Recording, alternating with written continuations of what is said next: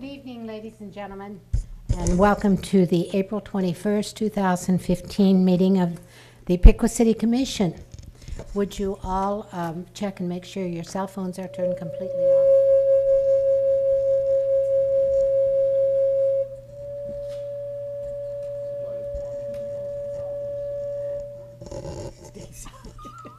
It's that camera back there. No. If your cell phones are off, would you please stand and join us in the Pledge of Allegiance?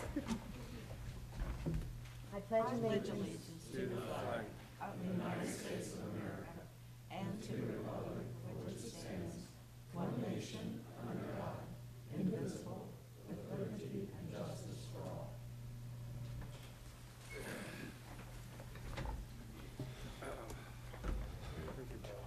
Would the clerk please call the roll?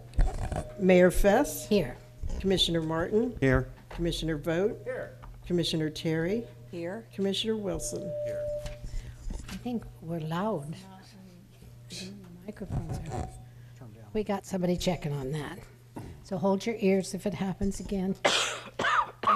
Before we begin tonight, I have a statement that I would like to read, and that is an official statement. We got official statements of the Piqua City Commission, and the statement says, in 2006, the City Commission adopted by ordinance rules of conduct in which the citizens are to address the Commission in a civil and respectful manner. Likewise, the City Commission should address the citizens in the same manner.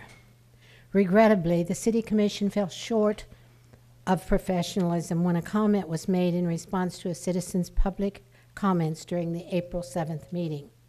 For that, the Commission apologizes. The City Commission meetings are to conduct public business in a professional manner and in an open forum where all citizens are able to address different issues with the City Commissioners. The Commission will listen in a professional and respectful manner. We continue to encourage public involvement and participation and will display professional courtesy toward all citizens. Again, we are aware of the issue from April 7th and have taken steps to continue the Commission meetings in a professional, respectful, and business-like manner. Thank you. At this time, I have a proclamation for National Bike Month. Do I have somebody who's accepting that? And Mike Gutman, are you here somewhere?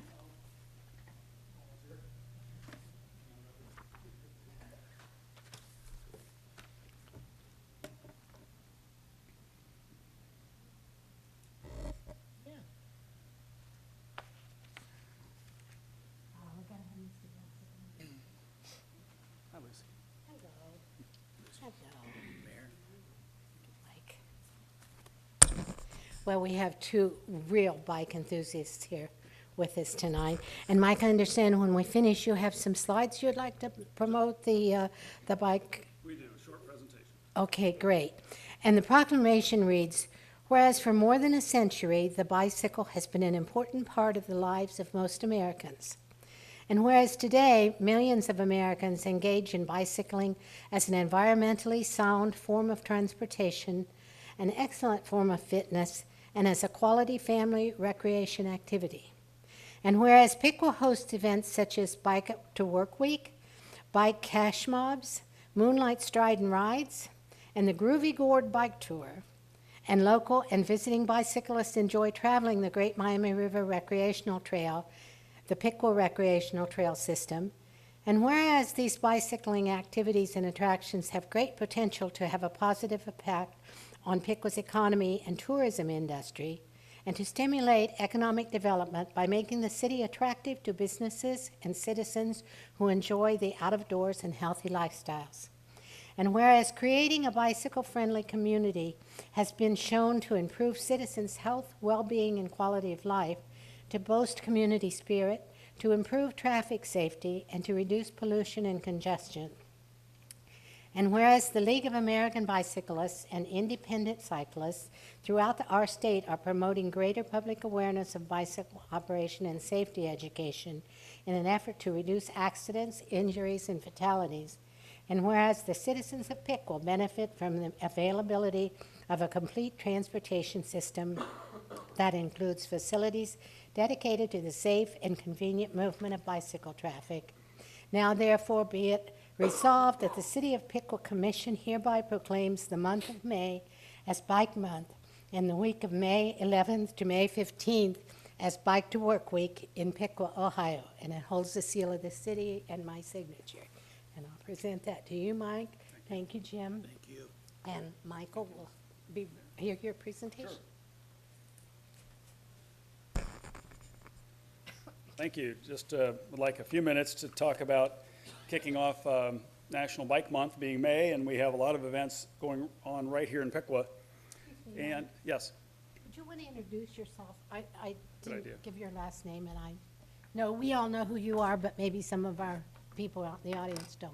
I'm Mike Gutman, and I reside in Piqua at 21 Marymount Drive. And my wife and I actually are, Elizabeth and I are co-chairs of this year's Miami Valley Cycling Summit. And just to provide an overview, the Cycling Summit is going to occur at the end of this month, May 29th. It's an all-day event. It got its start in Dayton. There were a grassroots effort to promote cycling for tourism, healthy lifestyles, and for economic development. And from there, they had it at the Kroc Center in Dayton. More than 300 people attended in 2011. In 2013, it moved to Springfield, and close to 400 people were in attendance. And we had a delegation from Piqua attend that event, and we learned about the summit. And with Chris Schmiesing's support and guidance, Piqua bid to be the host of this year's summit, and we will actually be hosting then at the end of this month. And we've been in the planning for 2 years to do this now. Bike Miami Valley is actually the primary proponent of the cycling summit. Piqua is merely the host, and we're providing the host committee. And it promotes and advocates opportunities for all forms of bicycling in the Miami Valley. There's just kicking off a bike share program in Dayton that you may have seen in other big cities, where bikes are stationed at different places around the community, at libraries and public places, and you can ride them from place to place and return those. And it's been very successful, and hopefully will be in Dayton. We chose the theme this year of Cycling Cultivates. Being in a farming rural region, we believe that cultivation and growth responds to business growth, community health, economic development, tourism, and livability. So we believe that cycling it's a hobby, it's a good healthy exercise, but it also can promote in your community, neighborhoods, getting out, getting together, getting downtown, going from place to place, running small errands. So it really is about using cycling in place of cars at times when it's appropriate. And certainly the health benefits of cycling are certainly well established. And more community or groups are joining in cycling and running events, and it's the same in Piqua. And in addition, you've got paddling on the river. So we've got several different opportunities that Piqua is really working to promote. Our presenters we have several that are noted on the screen. They are advocates for cycling or for tourism. Melinda Huntley is the Ohio Tourism Director, and she'll be speaking. Eric Oberg is part of the Rails to Trails, which kind of kicked off the bike trails, taking abandoned or vacant railroad right-of-ways and turning them into bike and pedestrian ways. There will be Steve Clark from the League of American Bicyclists will be here. Andy Williamson is from the International Mountain Biking Association. So some very well-known speakers from the region and nation will be here. Our keynote speaker will be the mayor of Pittsburgh. His name is Bill Peduto, and he has championed cycling and pedestrian avenues in the city of Pittsburgh, and it's really taken off. And we're excited to hear his talk to how other communities can build on what they've done in Pittsburgh and other cities. And so the cycling event is a day of a conference, and then the next day is kind of a more family-friendly, where we can actually get out and participate in some of these events, and it's called an Active Piqua Cyclovia. And it's an open street project, and it promotes all kinds, anything human-powered, jogging, walking, bicycling, artwork, Chalk the Walk. There will be music. There will be climbing wall. There will be human foosball. So a lot of the fun events that you can bring your family to. It'll be from 12 to 6. Downtown streets will be open for that, or available, primarily to the public. And it's going to be an excellent opportunity to promote not only just an active living, but just to get families downtown in a good event. So, and that committee is being chaired by, I think, Casey Hines and some others that are really promoting and getting behind that. Also, I think for several months, in addition to Bike to Work week, where you track the miles we do, and I think schools are going to participate as well, there's going to be a bike challenge that you can track your miles that you bike for several months, and that is going to be, and you can log those miles in and see how you compare in your community to cities all across the country. And we're going to kick off the event with a bike blessing May 1st at noon, so that'll be a week from Friday, and that'll be on the public square, or McCulloch Square. And we want to let you know too that you can register for the Cycling Summit online through cyclingsummit.com. Registration is free. There's no cost. You can attend any part of the event. You can hear the keynote speaker. You can come for either the morning or afternoon session and take part. So with that, a lot is happening in Piqua. I appreciate having the opportunity to receive the proclamation. And I know that in the audience there are several cyclists. They may choose to or to not speak today, but they are out on the bikeways, and we're very proud of what we have established in Piqua, and we thank the Commission for their support in establishing pathways for people to get out and really enjoy the city. Thank you. Thank you, Michael, and thank you and Elizabeth both for your leadership in this, and the other committee members as well. I know you're working very hard, and it's exciting to look forward to. I think I was at the one in Dayton a couple years ago, and it's a really great day, so we want to encourage people to attend. Is there anyone else that wants to speak about the cycling event? Good evening, everybody. I'm Tom Hudson, 608 North Downing Street, and it's good to see all my old friends again. Big thank you to Mike and Elizabeth Gutman for heading up this committee. We've been working on it for about 7 or 8 months now, and there's about 25, 35 people that have been involved in and out with the various meetings. 2 years ago, my wife and I, Barb, went over to Springfield for the bicycling summit for our first time. And I thought, well, I'm just a casual rider around Piqua, and I figure I'm going to meet all these people in spandex, and they're all going to be hardcore bicyclists. And I just went over there, it was a good time. And it was an all-day affair. We had sack lunch. It was nice, all these breakout meetings and choices. But I came home with just an absolute overwhelming feeling like this wasn't just about bicycling. This was about 2 words, economic development. We went to the River Summit just recently, our second annual River Summit down in Dayton, Ohio. And we had the mayor and the city manager of Owensboro, Kentucky speak, and it's a town about twice the size of Piqua.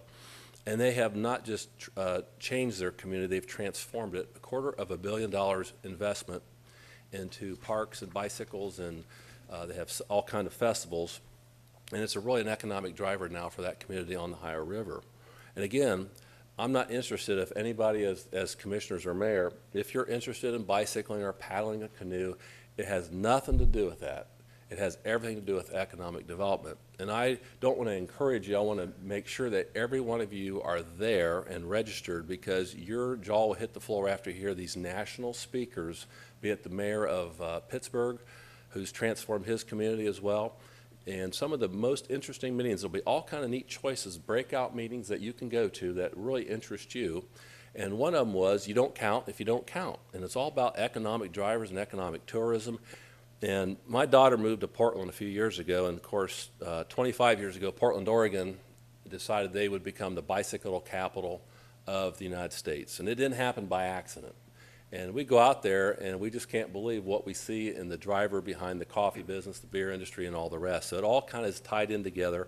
And I just came here tonight to encourage you, look into this, sign up, even if you've never pedaled a bicycle, just come and have fun and enjoy yourself and see what it's all about. And I think you'll be very much amazed. If I may approach you, I have some placards here that you can put on your refrigerator.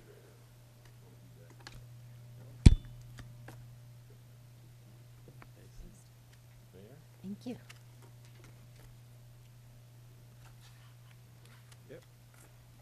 Nice. Are these available around town anywhere? Yes, Tom? these are going to be part of our promotion. We're going to have billboards, placards, and we already have 170 people signed up from this. We haven't even promoted it yet, so we're going to have probably a minimum of 300, and we anticipate 400 people here. So everybody on town is going to be on board with it. It's going to be an influx of people, and all the businesses are signed up and ready. There's going to be a nice VIP social thing that you all be invited to Thursday night at the Fort Pickle Plaza, and you'll have a chance to meet the mayor of Pittsburgh and some other dignitaries. So we encourage you all to be there, and again, thanks for your time. Thank you, Tom. Thank you for your work on this as well.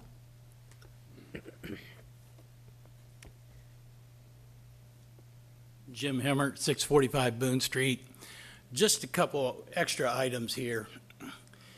The mall is promoting Bike Month, and they're having all kinds of displays out there. And if you haven't seen the windows painted by Michael Glass, it's worth the trip to the mall. There are 5 windows out there that this man is a fantastic artist, and he has jumped in and painted some windows. And as far as Main Street is concerned, I'm on Main Street's board. We are going to be promoting downtown, inviting the merchants to have bicycle displays or decorations in their windows. And lastly, I mentioned it 2 years ago and last year. I'll do it one more time.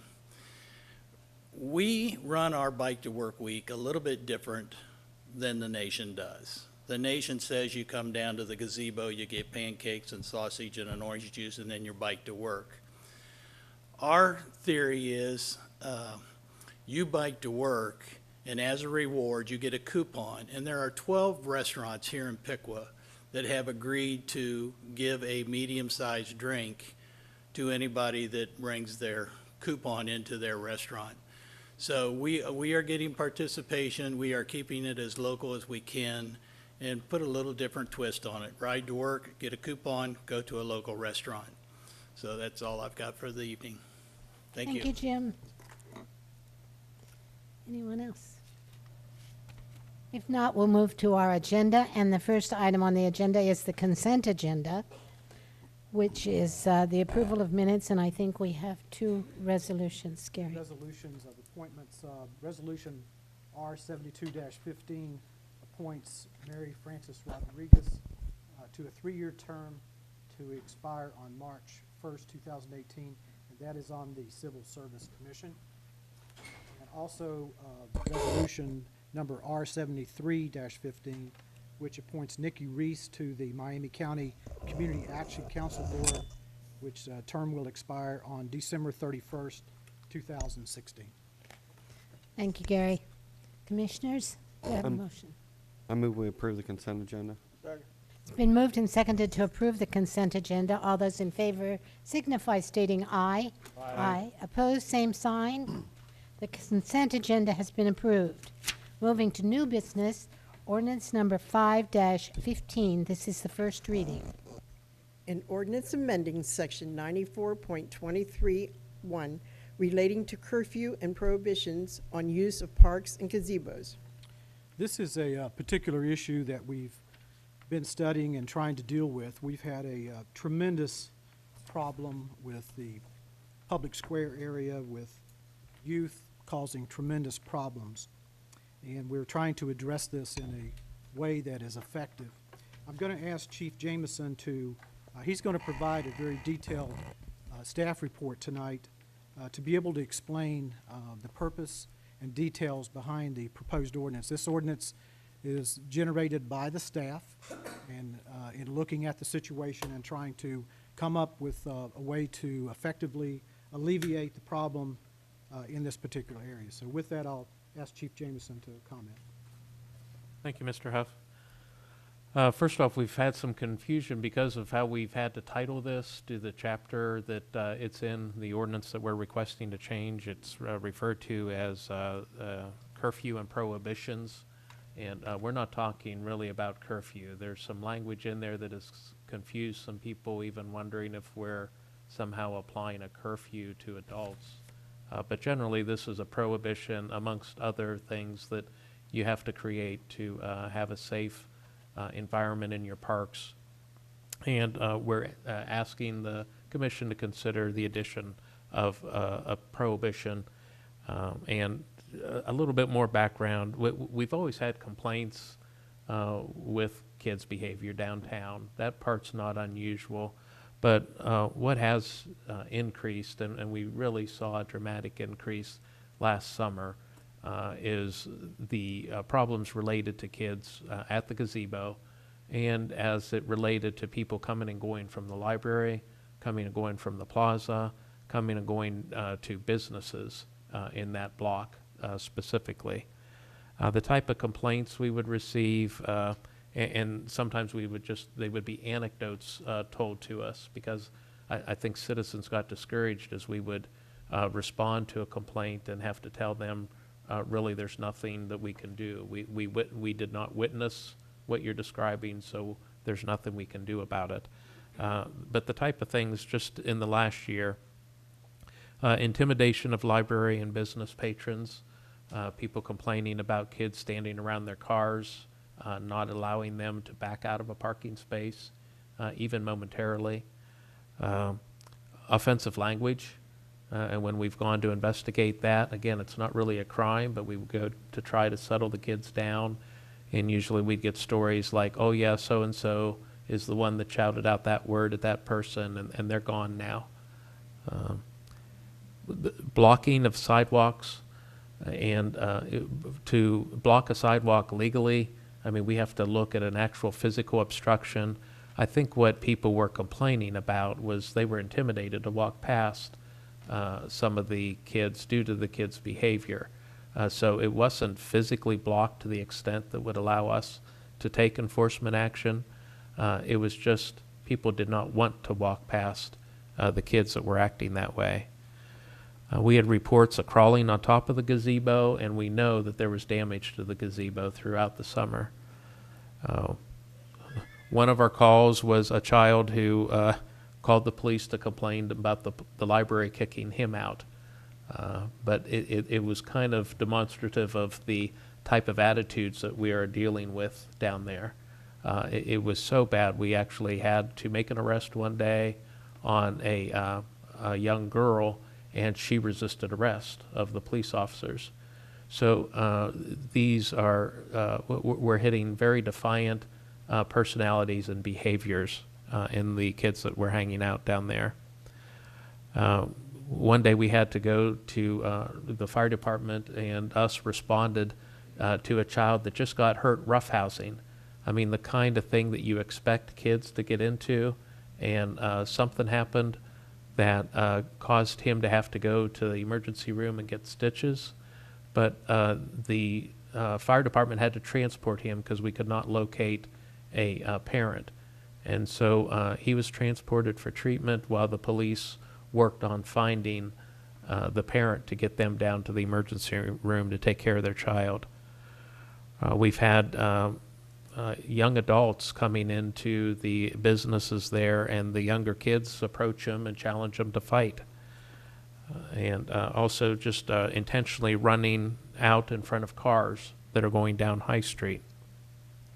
So we've tried several things to address this. There's several youth serving organizations in that area I think we're aware of, and they've tried to talk to the kids.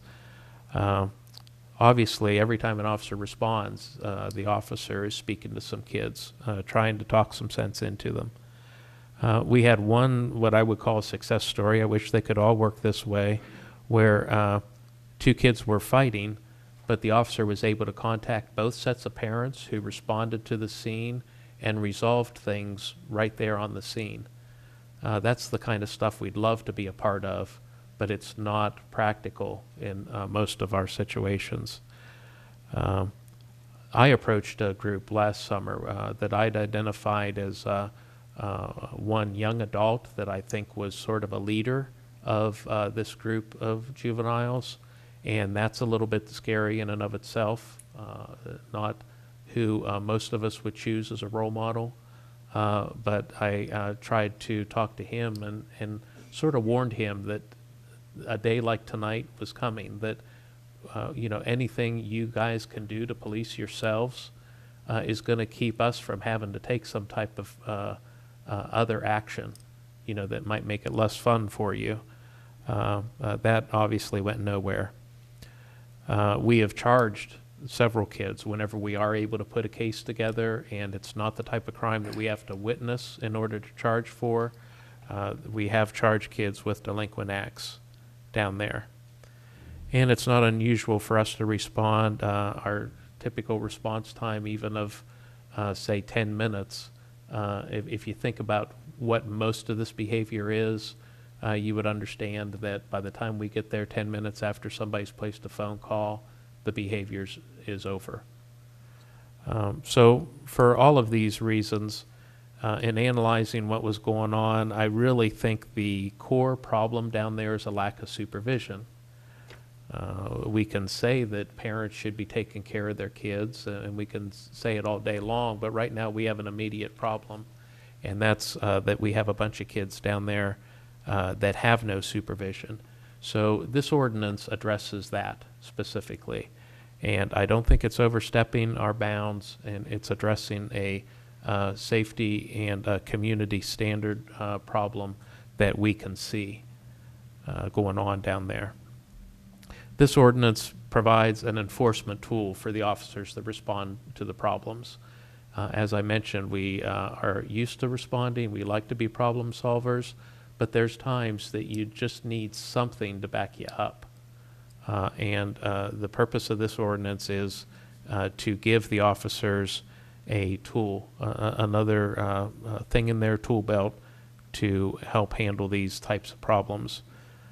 It's another prohibition, just like many other. Our ordinances are just full of prohibitions, and I think a lot of them probably stem from some type of community problem and a group such as you saying, we need to write something to address this. And currently we ask the kids to behave. We'll even issue them the legal warnings that we need to issue. So say for disorderly conduct or anti-congregation, we can't just walk up and say, okay, I'm giving you a citation for what I just saw. Most of those sections of those ordinances require the officer to issue a warning first, and then if the person does not comply, then we can issue a citation. But again, we still have to witness what the action is.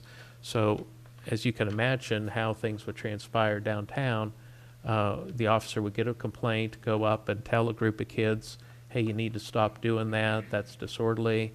If you do it again, you're going to get in trouble. And the officer pulls around the corner. This has been going on long enough, and I think the kids have figured it out. They're not stupid, that that officer is going to go around the corner and go to another call, and they're probably free to continue that behavior without any consequence. So I think that's why things have escalated, especially over the last 12 months. So this ordinance will provide that tool, and I think it will, I've been asked, do the officers even have time to enforce this? And I think yes, because what we don't have time for is this chasing our tail approach that we have been taking of going down, issuing warnings, going back the next day and issuing some more, going back the next and issuing some more. This ordinance will provide both efficiency and effectiveness, and it wouldn't surprise me if we never have to cite the first child under this ordinance before we would see a resolution to this problem. And that, truthfully, is what I'm hoping for. There's been some concern that we've heard over if people take this wording very literally, the type of abuse that could occur at the hands of police officers sort of harassing or picking on children. With any of our ordinances and anything that the officers do, they have a great deal of discretion on how to apply the ordinances. And we judge that discretion. We judge it on a standard of reasonableness. An officer needs to be reasonable whenever they apply a law. And the courts look to make sure we're being reasonable. The supervisors at the police department are frequently reviewing the actions of the officers for and judging it against a reasonableness standard. So if we were even to try to apply a zero tolerance approach to all the laws on the books, the courts just would collapse. There's no way we can go out and just take everything literally and start charging everybody and send them into court. But frequently we do apply certain parts of ordinances that we don't spend a lot of time on normally to a specific problem. And we need a ordinance like this prohibition with the gazebo in order to begin making a difference on the problem that this community is experiencing right now. So again, I'll go back to supervision being the key. If you notice the way the ordinance is written, there's not a prohibition on use of the gazebo by kids, only if they're not supervised. And one thing I would offer is we would love to have people that would be willing to supervise kids. And we've already tried a couple things that didn't pan out. But if there's people interested in being vetted, we just recently got a grant to allow us to cover the cost of the police department incurs for fingerprinting. It would be great if a community organization would be interested in starting a program to supervise kids down there, and we would help them vet any volunteers, because again, this is about the children's safety. And along the ideas as we think about the children's safety, this isn't a broad brush that's meant to be punitive to all the kids. The fact is there are kids that are afraid to be down there as well due to the behavior of a few. And this is going to be make things safer for all the kids that we hope to be able to enjoy our downtown. The supervision language is constitutionally sound. We borrowed it from what's already in our ordinances in our curfew section because, again, not to confuse that curfew thing even more, but within our curfew section, there are times that children are allowed to be out past their curfew if they're supervised. So the same language that applies to just a regular curfew applies to activities at that gazebo. And the other piece, I think you've seen how we generally do educational campaigns, and we would do that in this case. If you would see fit to pass this ordinance, definitely a part of what we would do is to educate the people most likely to be affected, which would be the kids hanging out down there. And I know we'd have the cooperation of the library staff and the YMCA to try to get the word out to the kids that frequent the area to be able to come and learn not to believe. This has been one of those examples. I haven't seen everything on social media, but what people have told me is on social media, this looks like an example of one of those things that the misinformation has spread way too far. This does not prohibit kids from riding their bikes to the library or walking through that park or getting dropped off in front of the library. There's a lot of misinformation out there, but with our social media campaigns, I think we can get that corrected pretty quick, and especially targeting the kids that we know are down there a lot. We can let them know pretty quickly what it is they can do and what they cannot. So I don't know if you've heard any of that misinformation that you'd like any clarification on, or have any other Well, questions. thank you, Bruce. I'm sure maybe some of the commissioners might have questions. Do we have any? I'm wondering, Bruce, if the words antisocial behavior need to be struck somewhere, need to be entered into this somewhere. Obviously, I mean, it's completely obvious to me that these kids that are doing this, don't have respect for other people and don't have respect for themselves. But the problem is at home. There's no doubt in my mind that these children are not taught to respect other people and to respect their area.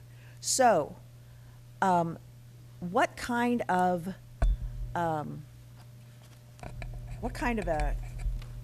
punishment would be leveled against somebody who was found guilty of these antisocial behaviors downtown? That's an advantage to approaching it this way. We would be citing the juveniles into court, and then juvenile court, that's exactly what they are set up to do, to address, get to the root of a problem.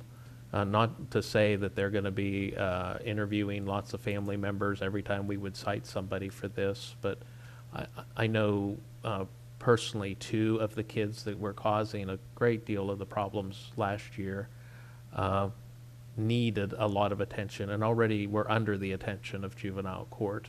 This helps give a tool to the court as well to start working on those parenting issues, if that is the issue. So there is something in place, then they would be cited into juvenile court. That's what this ordinance is all about. That's where they would, that's who would hear this, the new language that we're asking to be put in the ordinance. Everybody affected by this new language would end up at juvenile court. Well, It's too bad that we have to enact an ordinance to deal with this. It's too bad that parents are not teaching their children the right ways to behave in public. But unfortunately, somewhere along the line, they have to be brought into the mix. I know there are situations where children wish to visit the library and they're afraid to go down there because of the kids that are outside, the children who are outside, who are taunting them and causing issues for them when they try to just go down and be good citizens and use the library. Yes, ma'am, that's So my this- understanding as well. And so this would be something that would help. I did have an email from a lady who said, well, this is going to prohibit our children from even riding their bicycles to the library. And I'm glad you mentioned that, because that is not what this is all about. This is not about trying to keep young people from downtown or keep them from the library or even the gazebo, as Bruce said, if they're under supervision. But I myself have visited the library at times when I was almost afraid to get out of the car and go in because the kids were yelling at you and saying not nice things. And so I think something is needed. We need to do something. I did have a question on the, Excuse me. yeah, We have an ordinance, we're trying to get an ordinance to stop this. We haven't addressed, why are they doing this? Why are they downtown? We had skateboards all over town, sidewalks. We addressed that, we have a skate park. We don't hear much about the skateboards anymore. We have to address the problem of why are they there? Is there something else for them to do? Could there be something else for them to do?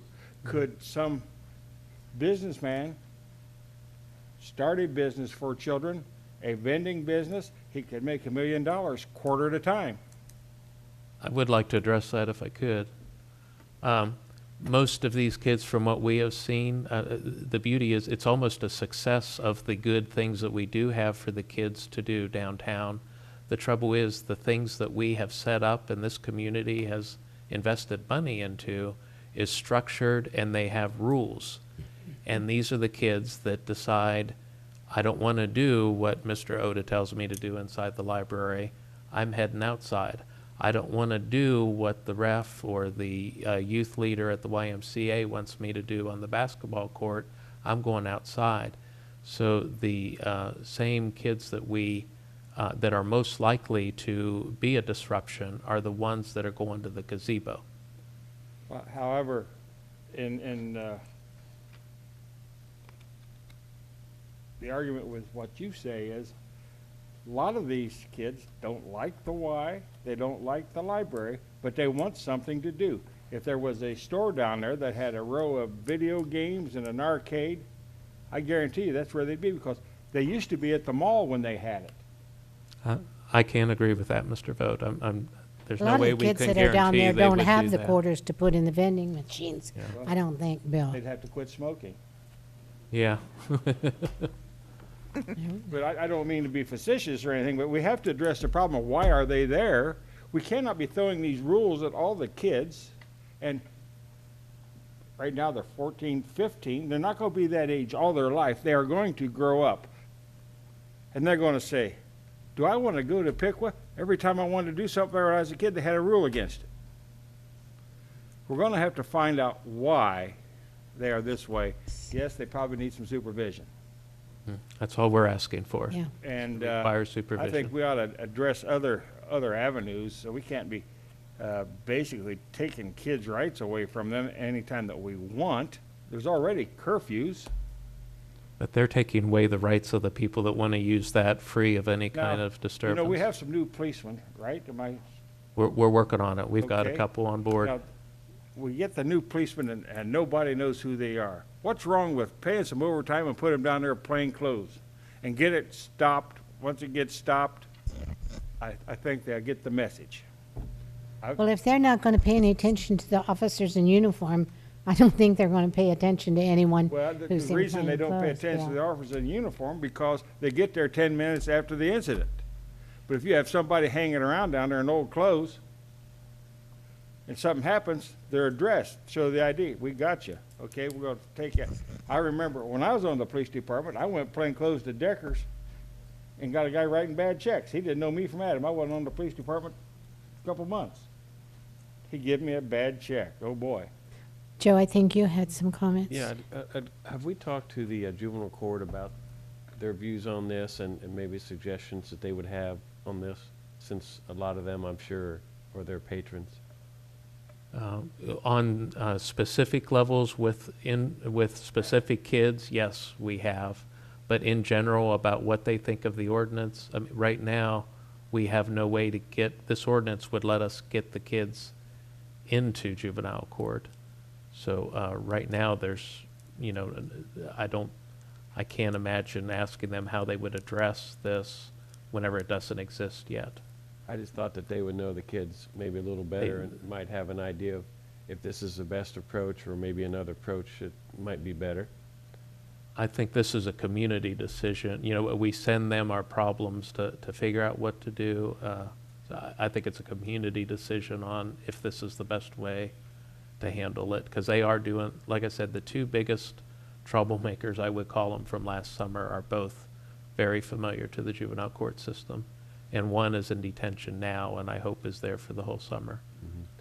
And the ordinance we have doesn't really clearly say that they can ride a bike in the area. It doesn't call out a lot of the things that you're saying. Is that something we could add to, or do we have to interpret it? I think we have to rely on the officer's discretion and reasonableness, or all of a sudden it just becomes a loophole. So the kid says, well, I was allowed to be here for 5 minutes, I've only been here for 4. Or, well, I was allowed to ride my bike across there, that's all I was doing. The officers will be letting reasonable things happen there. And what would the specific boundary be in that square for the kids to be, is it only in the grass? Is it on the sidewalks? What would be the boundary of that area that we could use this on? It would mostly be anything from the curb inward, with the major concentration being the gazebo. That's where our real problems, and a couple of those benches closest to the gazebo. So the sidewalk, they could go on the sidewalk? Oh, absolutely. But if there's a group of 10 of them hanging out on that particular sidewalk, we'd be asking them to move along. Okay. But they're not on the sidewalk, they're more in the grass area? They currently? won't be able to hang out there, but they're more than welcome to go park their bike. I think it'll even be safer for the bikes, because right now the bikes are parked there. We have a lot of thefts of bikes, because the officers driving by really have no idea what's going on in that pack of kids, if anybody's messing with somebody else's bike or not. I think we could leave the bike racks the same place they are. The kids could still go up and secure their bikes there and then go to the library. There's not going to be any cops keeping them from doing that. So we're still gonna have a problem on the library's sidewalk? We have another way to address that outside of a needing legislation. Okay. This isn't the first time that a rather unpopular decision had to be made by the commission. I can remember years ago when we had the cruisers downtown. I don't know, some of you may have been involved in that, but we had so many cars on Friday and Saturday night in the downtown area that you couldn't drive through the downtown. You just absolutely could not get through. And I know it was a lot of fun for the kids, but it really created a problem for the city.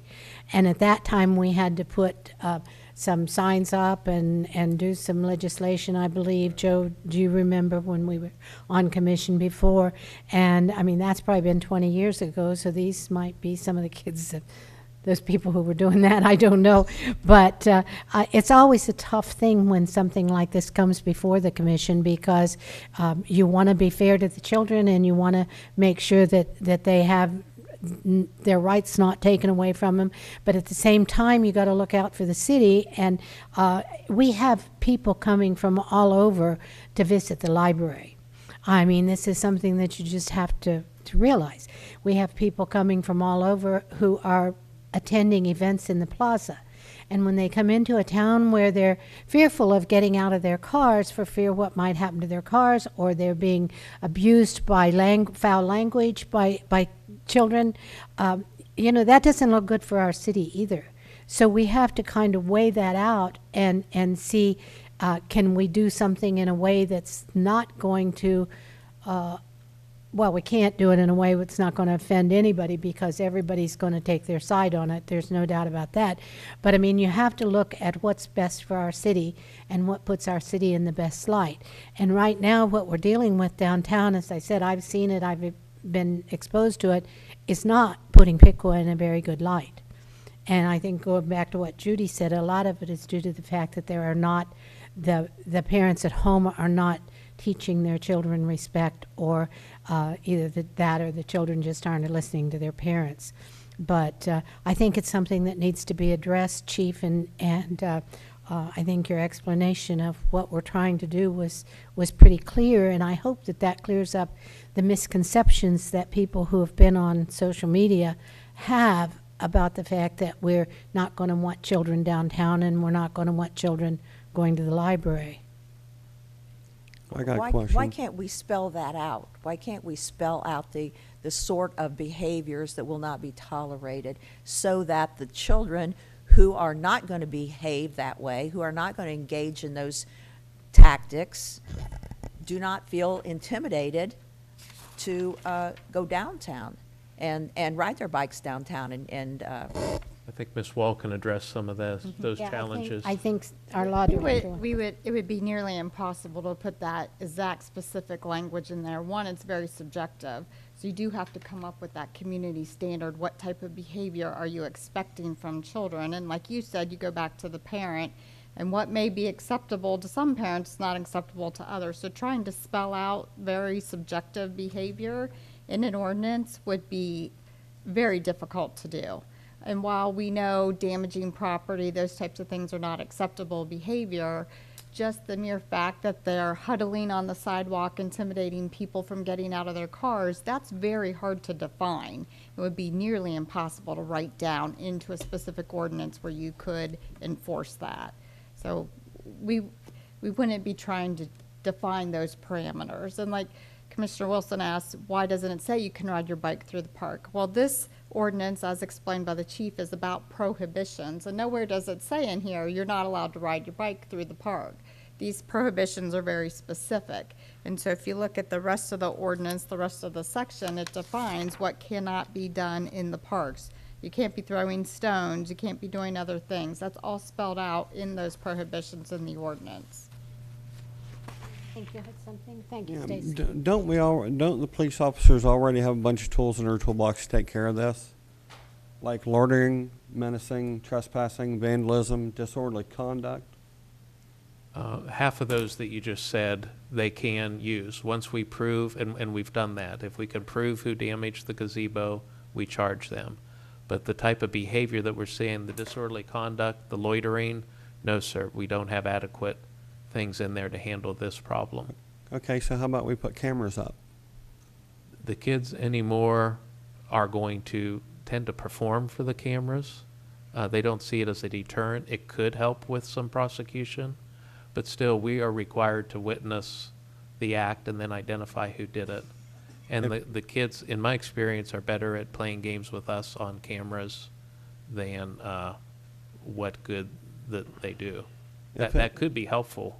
If it shows them doing the act on camera and you can tell exactly who it is, you can't use that to prosecute by? You can use that to prosecute by, but that would be a very specific act. You would see the kid on camera damaging the gazebo. Not all of the behavior we're talking about is that kind of act. So when you have a bunch of kids surrounding the sidewalk or preventing somebody from passing on the sidewalk, that's very hard to prove on camera they intimidated me. It doesn't rise to the level of criminal menacing, but I felt intimidated. So there's a lot of types of conduct that we're trying to prevent here or prohibit that you would not be able to capture on camera. One other comment is, I think instead of looking at it that we're trying to prosecute or punish children, I think we could look at it that we're trying to teach them what is acceptable and what is not acceptable behavior. In other words, if the city says, you know, you can't do that, you can't go crawl on top of the gazebo and damage it, I don't think it's being mean to the child. I think it's saying to the child, you know, this is public property and you can't do that. Hopefully they would remember it another time. But I mean, there's two sides to this as you look at it. Yes, the we one are reason- saying you can't, you know, you can't do this or you can't do that, but the things we're saying you can't do or you can't do or can do or can't do are things they should have been taught at home, and they're not being taught at home. On the gazebo thing, though, wouldn't you still have to see them be up there doing it before you could cite them? Well, you gotta know who did it. We would just have to see that they were there, and then we would go up and say, you can't be here, and presumably they would leave, and the vast majority are going to. If they refuse to leave, then they would be cited. Okay. Let's go to the audience. Is there anyone in the audience that would like to address this issue? Sure, come forward. If you would just state your name and your address, please. My name's Doug Smith. I live at 1617 West High Street here in town. Talking about the first thing here, I think the video, especially outside the library and encompassing that area, might be a little more effective than what Bruce thinks. But I also think that fleshing out what he was talking about, volunteer groups, it might help to have, you know, there's plenty of groups that adopt parks and things like that. Find some volunteers, and like he said, vet them out so they don't have distemper or anything, and get them down there and give them some sort of a vest. Just a responsible adult presence would deter some of it, and would also be an easy access to, if it escalated to the point where the police ought to be involved, it'd be a little quicker than somebody, maybe an eyewitness. This person would be a lot less reluctant to go ahead and call and whatnot. And but a combination of video and adult presence, just somebody so that they were obviously in a semi-official capacity, not a retired insurance investigator with a taser and a gun, but just somebody that looked like they were monitoring the situation a Like little our bit. park rangers, yeah. Yeah. And what I actually wanted to talk about, and I think it's in conjunction with this, because I think with the proximity, it could be some of the same people involved. I make a lot of use of the bike path, and one of my favorite places to get on is at the Loch 9 Park. And if you remember how the Loch 9 Park looked, how how it looked when it was completed compared to how it is now, it's a travesty. And I've had at least 24 times where I go down there and get ready to take off on my run, and there'll be a group of kids up there, and they're just openly vandalizing it. And I'll go up there and I'll holler at them, and you know, I'll let them take it however high they want to take it, and I'll run them off if it gets to that point. But I know they're going to come back, and the others are going to come back. But you know, the bending of the rails down there, and they completely destroyed the wooden part of the lock down in there. And the things like taking off the concrete seating surfaces, that takes a whole group of kids. And that would be another place where I would have some groups put an unofficial park ranger. And I also think, given the high vantage points down around there, if they thought there was even the possibility of being surveilled electronically, they'd think twice about it. And of course, the whole bike path is kind of a magnet for vandalism, tearing the rails out, and some gruesome things done to animals down there on occasion, and so forth. And I've run across just about all that. It's nice to have.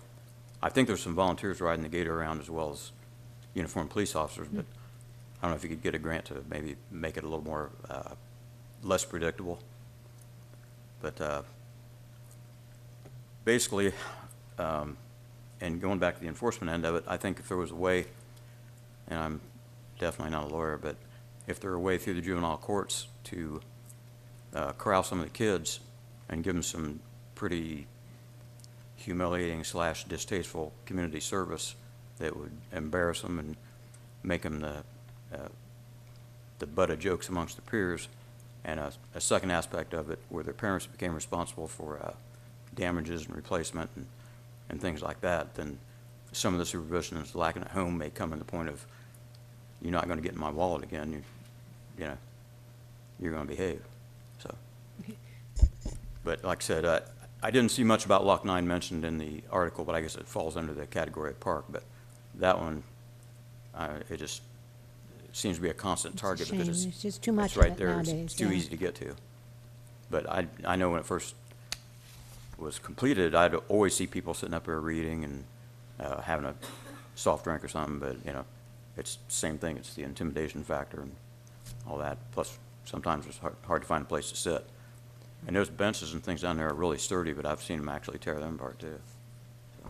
Okay. And I remember, I believe it was last summer, they went down there and did some concrete repair work, and while they still had the tape up, there were kids inside the tape sitting on there, and I went up and hollered at him and said, "Do you know what that tape's for, right?" And he goes, "Well, where am I supposed to sit?" I said, "Go home and sit." But, I mean, and what you said, a lot of these kids, and someone else said something about they know that what they're doing is wrong, and they're doing it because it offends other people and because they get a thrill out of it. So I don't think the ones that are not doing this sort of thing have any serious reason to feel like they're being singled out. I think you got to give them a little more credit about their knowledge of what's right and what's wrong. So.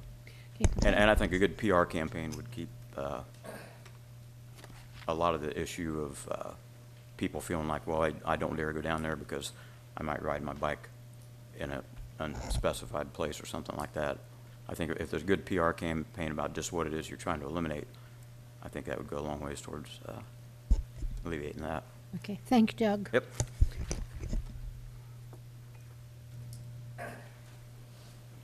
Tom Hudson again.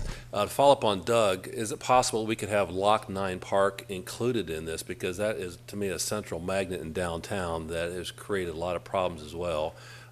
You have very specifically on this ordinance the individual places that we're talking about, and I was wondering if we could possibly add Lock 9 to that park. We don't want these juvenile delinquents down there, period. We want the kids who are having fun, enjoying themselves, but not the loitering and the hassle and the spitting and the smoking and all that. I read years ago in a magazine in New Zealand, a mall was having trouble with teens loitering and chasing off customers and harassing customers. And they got very creative, and this is just something to throw out there. You might snicker at it, but they put up pink fluorescent lights, because this was nighttime hangout area, and pink fluorescent lights highlight acne and pimples on the teenagers. They also played Bing Crosby music, and that drove the kids crazy. It was not a cool place to be, so they left that place like there was, pepper in the air. So that was a suggestion that was highly successful. So we got to get creative here. We know all what we're talking about. We're talking about the at-risk kids in this community causing problems. We've, like Bill said, we built a skateboard park thanks to Rich Donnelly.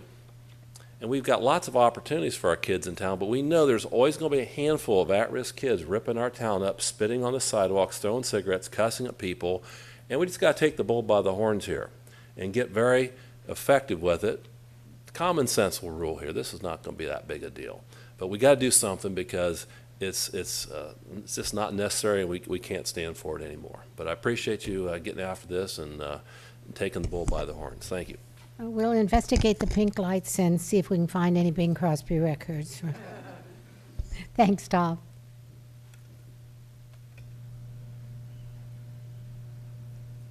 Nick Alexander, 713 Roosevelt. I understand the idea behind the proposal here. I don't like in the part being added with the reading or other recreational activity supervised by adults and sponsored by the city, civic organization, or another similar entity. Half of the problem, I think, if that was changed to include actually being monitored by their own parents or guardian. I mean, yes, as Bruce said, they're not going to go after every single kid in the park. That doesn't make it not illegal, it's just going to be looked the other way. But as it's written, even if that's not how it's enforced, I wouldn't be able to take my kids in a bike trailer, lock them into the bike rack in the park, because I'm not a civic organization. That simple, to me, would sound like a simple change, would make that lawful. And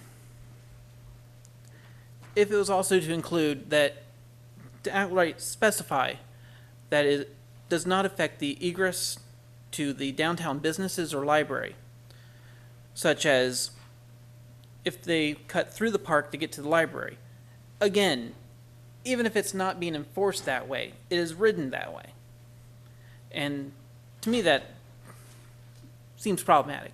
And such as we have a couple of the bars that are open on the corner. If I was to ride my bike down to and park it in the, and that still applies even with the current setup. If I lock my bike up in the bike rack at 8:30, I go have a burger. By the time I get out, it's 9:15 at least. I'm technically violating the curfew just to get my bike and leave the business area. Again, if it just has something in there to specify that egress to downtown businesses is not subject to the curfew, that would be better in my opinion.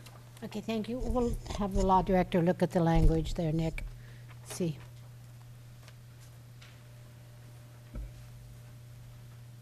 Good evening. I'm Thomas Beck. I live on 1507 Garfield Street here in town, father of three. I believe William over here, he hit the nail on the head. His approach is what needs to be done. I don't need a government body legislating what my child can and cannot do. I have 3 honor students. This offends me, not for necessarily what you're trying to do, but for what it could become. This is an enforcement issue. It's best handled by a police officer, a person. Electronic surveillance, I got a degree in broadcasting. I love TVs, I love cameras, I love all that. Nothing can replace an actual person there on site. I just passed and gave away tax dollars for additional policemen. This would be a good use for them. Build the bonds with the kids. Teach them right and wrong. It's a parenting issue. The problem, when you reduce everything down, it's a parenting issue. It's not unruly kids, it's irresponsible parents.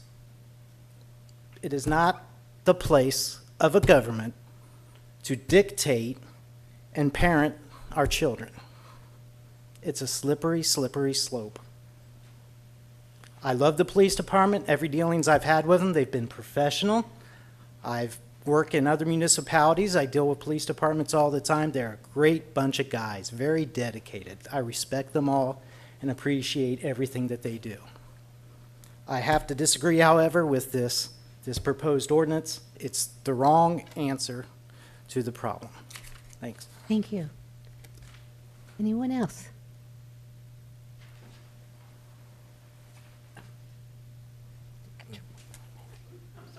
That's it. Go ahead, Mary. Hi, Hi.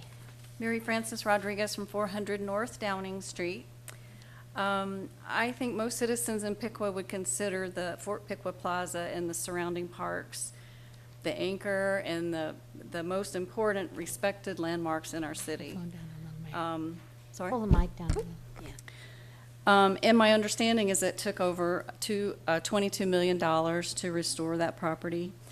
It's fabulous. It's something that Piqua has to be proud of. And to allow it to go unsupervised with uncaring individuals deliberately damaging and misusing the property, or to inhibit anyone from enjoying that property, I think we all agree is unacceptable. That being said, I just want to say I fully support the actions being taken by the city of Piqua to correct this problem. Thank you. Thank you. Now,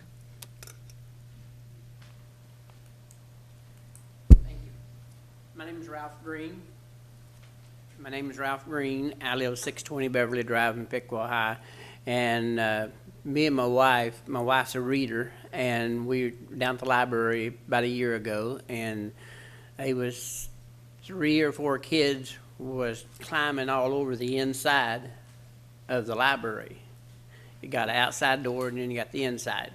And the lady worked the library there. She said, "You can't climb up there." I said, "You get out of here right now." And a couple of them got smart with her. And I said, "I suggest you get out of here now." And they left. So the end of that one. One of the other situations that happened where they're riding their bikes down there off of that ramp that's in front of the doors. And one of them scrubbed me as he went by. And I said, "You hit me, you're going to be dealing with that sidewalk real fast." So I said, "Keep your sidewalk to yourself, and or the bicycle to yourself." I said, "Don't be running into people." And I think something should be done with that. So. thank you, Ralph. Anyone else?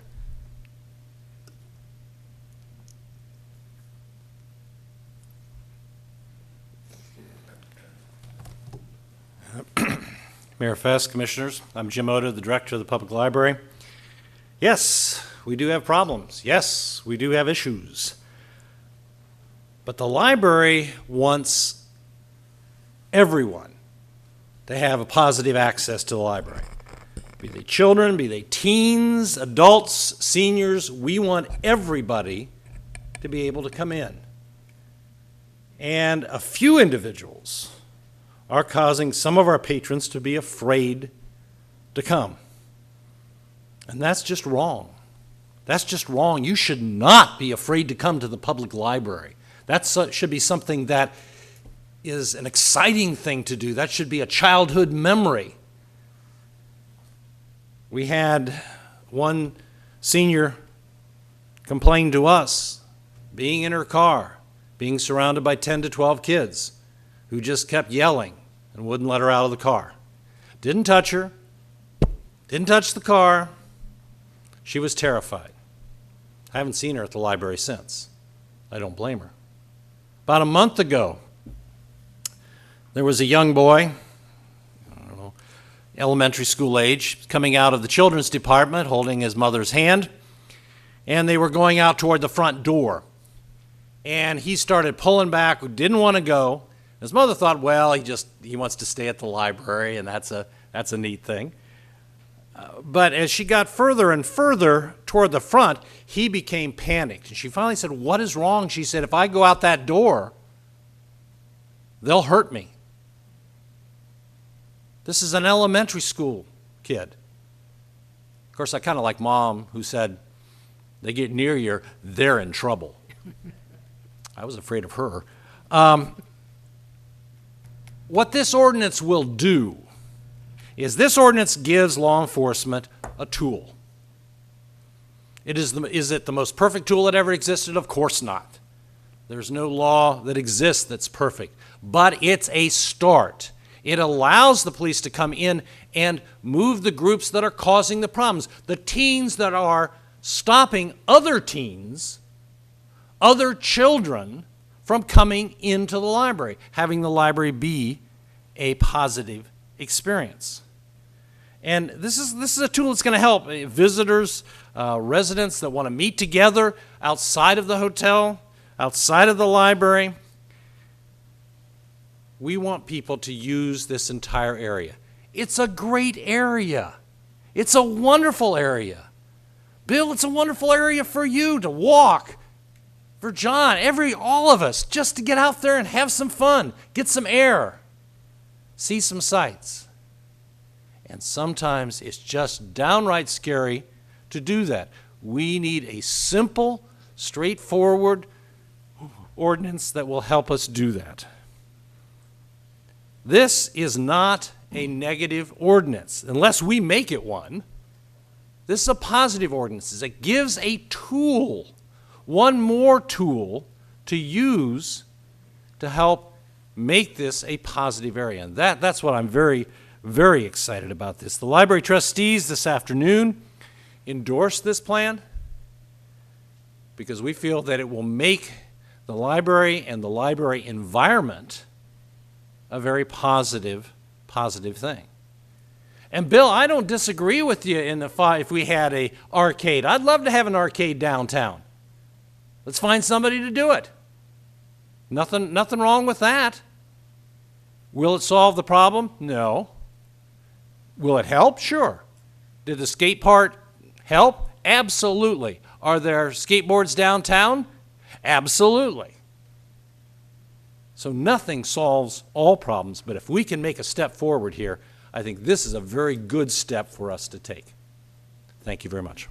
Thank you, Jim. Could I ask you a question?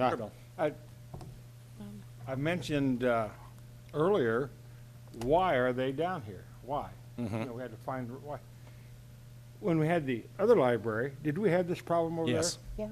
Yes. there? Okay, I was unaware that we had. Yeah, that we same had problem. we had the same kind of one of our biggest problems when the buses stopped. Okay. The kids came off because the old library was a bus stop.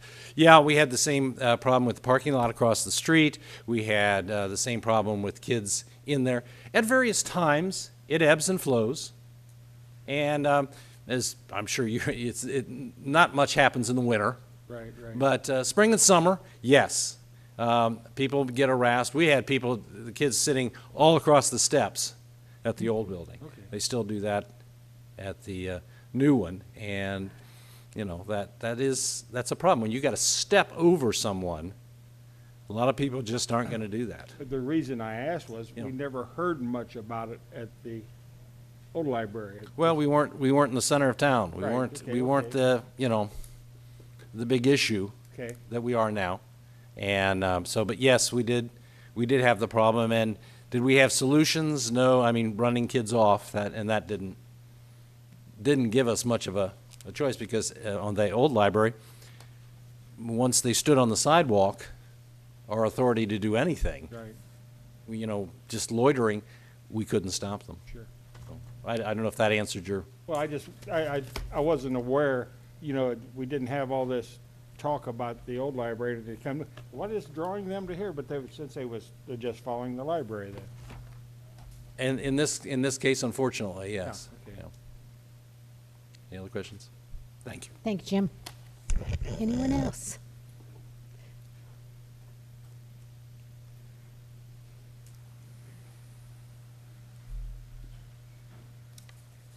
Vicki Reed, 6 Coronado Court. He's a tough act to follow, but I just came tonight to say I would like to express my support for the legislation to address the vandalism and disrespectful behavior taking place on the public square in front of the library. I personally have witnessed these activities and have even chosen at times to avoid the area when I see that a group of kids have gathered there. Thank you. Thank you, Vicki. Anyone else? If not, this will stand as the first reading of this ordinance, and we'll be back next month with the second reading, or next meeting. At this time, we'll move to ordinance number 8-15. This also is a first reading. 6-15. 16, excuse me. 6-15. An ordinance amending. 6-15, yes. Excuse me. An ordinance amending sections 154.027 of the City of Piqua Code of Ordinances to allow a place of worship in an I-1 light industrial zoning district. I'll ask Mr. Smeezing to give the staff report tonight. Thank you, Mr. Huff. This ordinance is in response to a request that we've received recently concerning interest from a property owner in leasing an existing building for the use of a place of worship. The property is in a zoning district that is I-1 light industrial, and currently place of worship is not permitted in an industrial zoning district. However, it's permitted in every other zoning type, every other zoning designation. The effect this ordinance has essentially is acknowledging what's happening in the marketplace. There are a lot of instances where churches and other types of uses, such as the community recreation type facility that we spoke about several months ago, are seeking out abandoned or vacant facilities that suit their needs. In this case, for a church, a building that's suitable for a assembly type use, and repurposing those buildings so that they can take advantage of an existing structure as opposed to the cost of building something new. So by adopting this ordinance, we would be allowing a place of worship as a principal permitted use in the I-1 light industrial zoning district.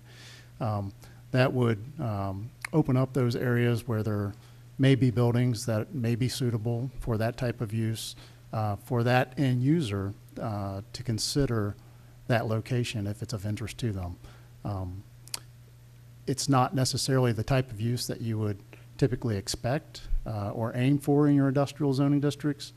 However, there are a pretty fair amount of federal laws that afford religious institutions a great deal of protection when it comes to zoning provisions. And the federal laws would have you tread very lightly in terms of not allowing it in any particular zoning district. So this, again, is simply acknowledging what's happening in the marketplace. We have a couple instances where these type of uses already exist in districts that may or may not be zoned industrial, but have building types that are compatible with industrial type uses. So this would simply put our zoning code in alignment with what's happening in the marketplace, and then obviously facilitate the requests that we've received. Thank you, Chris. Commissioners, do you have any questions on this? I'm thinking about the building where Bud Monin used to have his business. It was called Pickle Wheel Alignment, I think. Is that not a church or a place of worship at this present time? And how is that any different than this would be? That's a good example of what we would be allowing. In that instance, it's been established. I don't know under what provision it was established. I presume under a previous zoning designation before the code was amended most recently. And the type of use, the type of building that you're looking at there is very similar to the type of buildings that often are appealing for this type of use. And in this particular case, it's a very similar scenario in terms of the specific request that we'd be accommodating. So did that have to be rezoned, do you know? I mean, could we look into that? And if, it seems like if there's something that's zoned that way or is compatible that way across the street, how could we argue with a place of worship going into a similar situation? Yeah, that's exactly the scenario that we're trying to address. Some of the properties along this particular corridor where the specific request came from are Zone B general business. And that was the zoning designation that was placed on those properties after the code was amended in 1996. And prior to 1996, there were a variety of business-type zoning categories, and each one provided for an increasing amount of use intensity. So when the code was changed, it would appear as though a lot of those different use types were just lumped into the B zoning district. And so if the property has a B zoning designation, a place of worship fits. It's permissible. and that may very well be the case at that location. If it has an I-1 or an industrial zoning designation, it's not a permitted use at this time. So because of some of the amendments I think that have occurred to the code in the past, historically, and/or uses that were established under those previous provisions, I think there's some anomalies that we can clean up with making this amendment to the code to allow for those use types next door, so to speak, that are already happening just down the road. Chris, something's going on. Could that have been a special use permit that was issued for that church? It may have been. I really don't know the history of that There's location. something. So I'm Joe, not do you specific. remember anything about that property? No, I don't. I thought maybe it was a special use permit. I don't know. Commissioners, any other questions on this? Is there anyone in the audience that wishes to speak?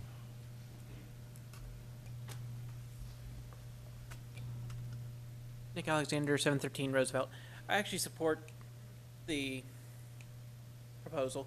It's not, now, did that actually get built in Huber Heights where a religious group had tried to buy in an industrial zone to build a center a few years ago?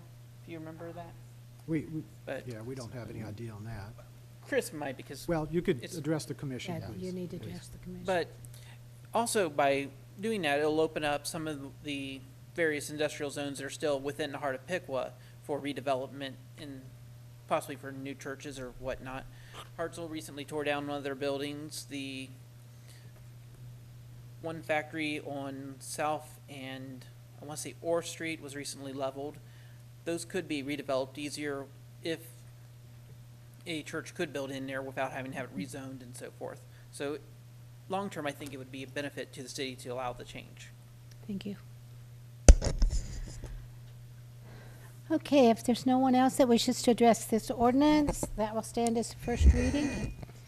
And moving on to Resolution R 74-15. A resolution authorizing the city manager to sign the PY 2015 CHIP Program Partnership Agreement by and between the Miami County Board of Commissioners and the City of Piqua for the Ohio Development Services Agency Community Housing Impact and Preservation Program. Nikki Reese will provide the staff report tonight. Thank you, Gary.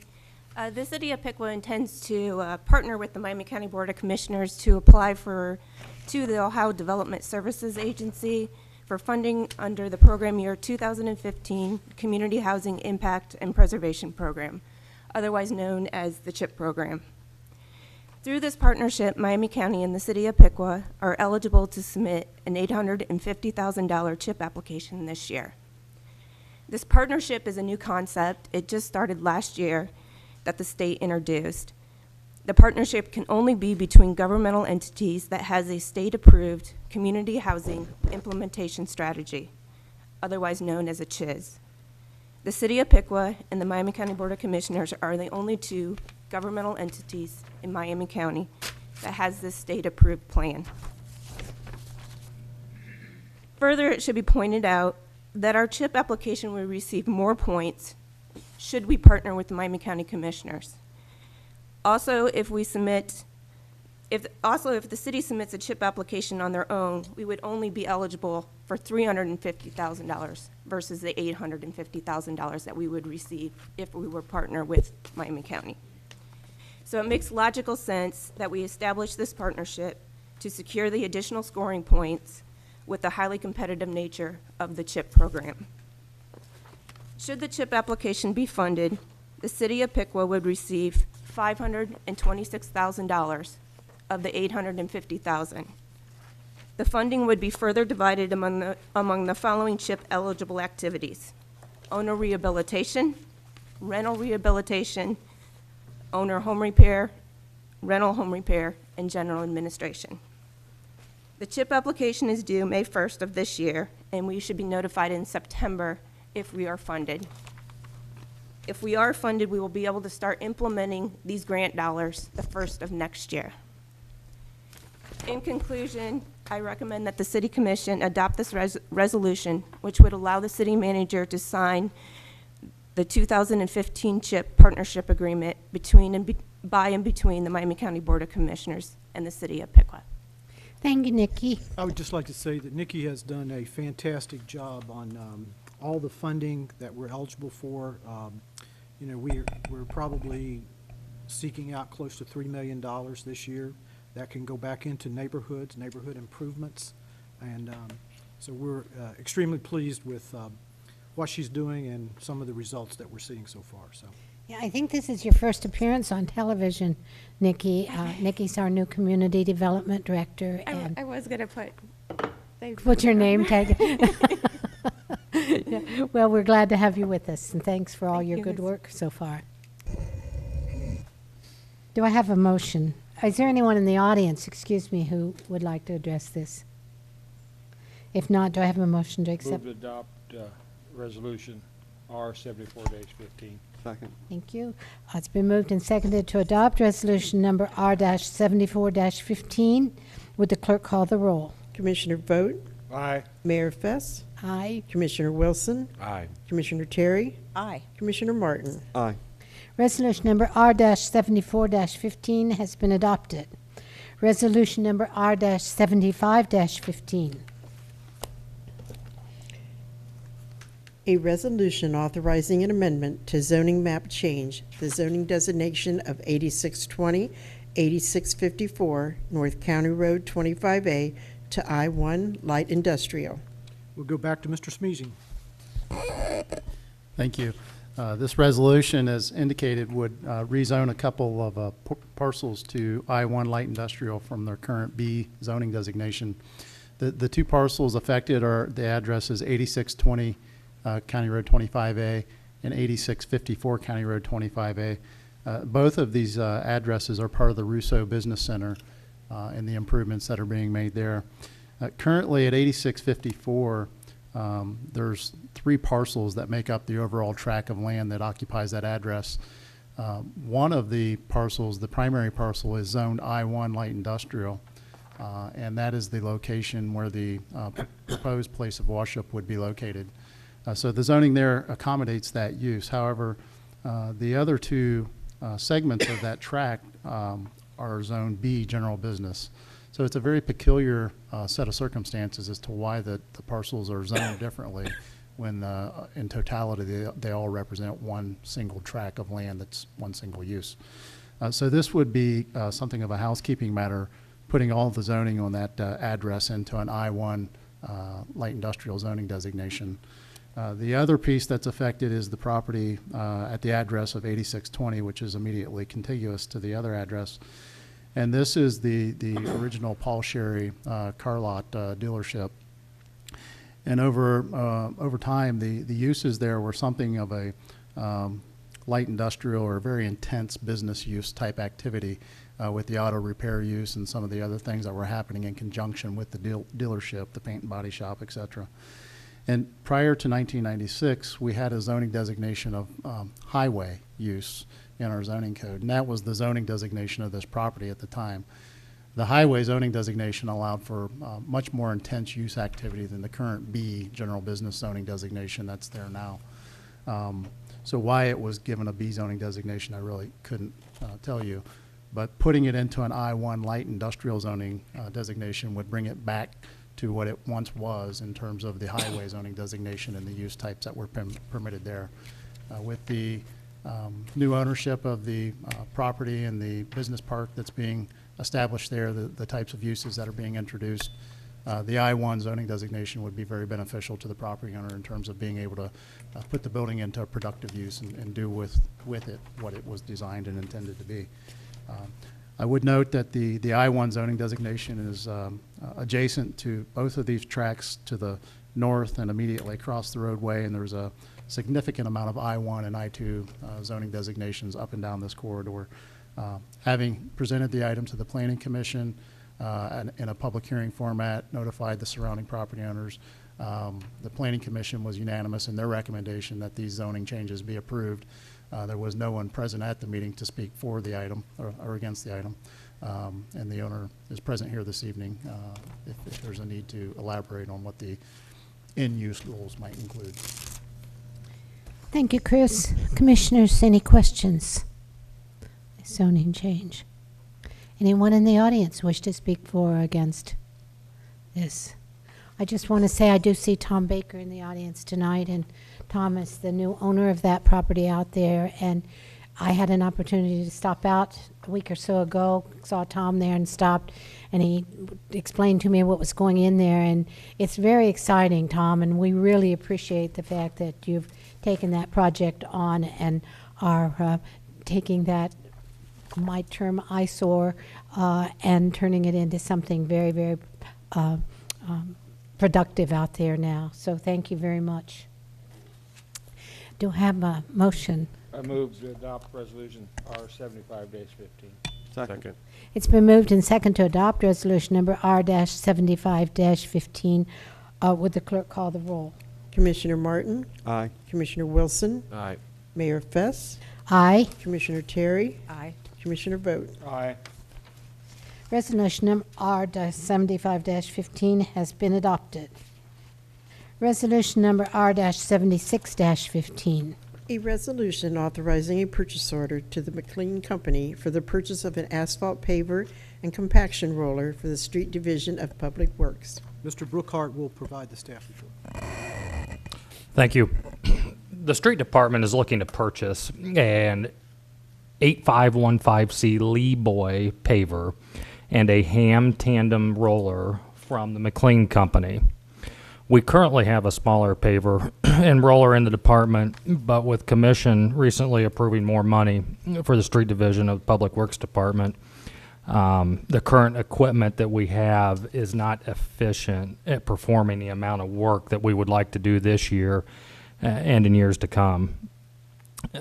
This will give us the ability to pave more streets in a more efficient and timely manner. We will be able to contract the asphalt hauling with a trucking company using tandem axle trucks. We currently haul the asphalt with our smaller 10-ton trucks. We can only haul about 8 tons of asphalt at a time to our machine. Our machine cannot accept a tandem truck. The hopper's not large enough. And the machine's not quite, it could probably push it, but it just won't accept the asphalt real well. The paver that we're looking at is a larger unit.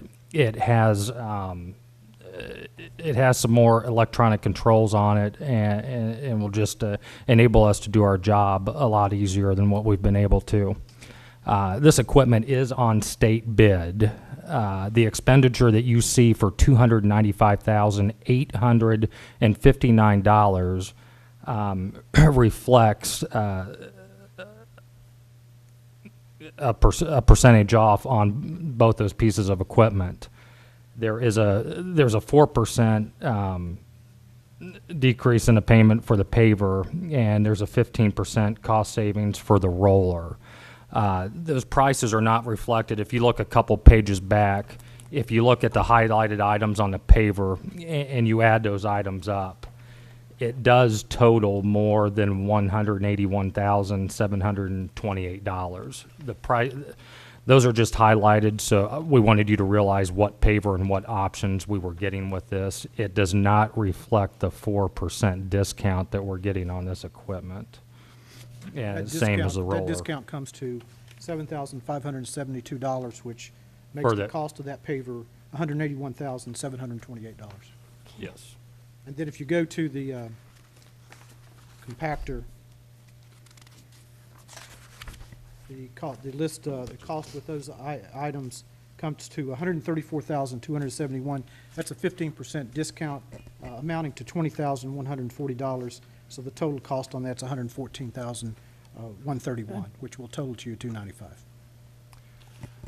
There was another company on state bid. Volvo also had similar equipment that was on state contract, but the similar equipment that we wanted compared to what we're getting would have cost us $89,184 more than the equipment that we're going to get that's on state contract with Lee Boy and him.